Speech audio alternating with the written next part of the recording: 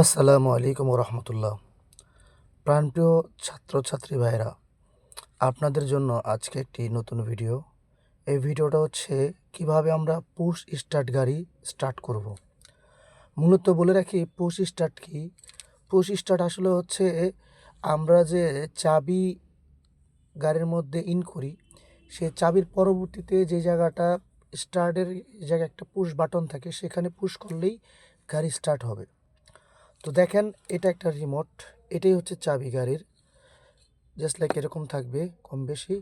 এটা যদি এইখানে একটা কন্ট্রাক্ট আছে, যে দেখেন লেখা আছে ইঞ্জিন স্টার্ট স্টপ, এইটার কানেক্টের কাছাকাছি না থাকে, আপনার পকেট, দ্যাট মিনস পকেটে বা দূরত্ব না থাকে, তাহলে কিন্তু এই গাড়ি স্টার্ট হবে না।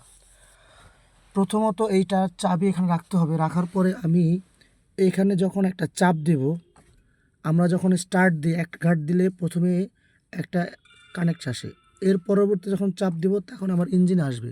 গাড়ি কিন্তু স্টার্ট হয় নাই। এখানে স্টার্ট করতে হলে প্রথমত কি করতে হবে, এই পুশ বাটনটা অফ থাকবে টোটালি, এই যে দেখেন অফ। এখন আমার যারা যারা আমরা গাড়ি চালাই, অটো গাড়ি গিয়ারে হচ্ছে দুইটা, আমরা অটো গাড়ি দুইটা হচ্ছে পেডাল থাকে, একটা হচ্ছে আপনার আরপিএমের অর্থাৎ হচ্ছে যেখান থেকে আমরা রেঞ্জ দিই অ্যাক্সেলেটর, আর একটা হচ্ছে ব্রেক।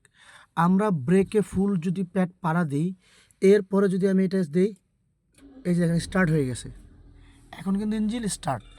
এটা হচ্ছে পুশ স্টার্ট, এভাবে দিতে হয়। আবার দেখাচ্ছি, আমরা যখন আবার ব্রেকে পাড়া না দিয়ে যদি আমরা এখানে যদি আবার চাপ দেই, তাহলে কিন্তু স্টার্ট বন্ধ হয়ে গেছে।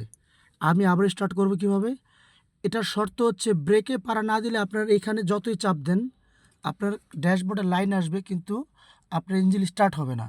আপনি ইঞ্জিন স্টার্ট করার ক্ষেত্রে আপনাকে ব্রেকে অবশ্যই ফুল পাড়া দিতে হবে, ডান পা দিয়ে ফুল ব্রেক করে, এরপরে যখন আমি একবার চাপ দেব, ইঞ্জিন স্টার্ট হয়ে যাবে।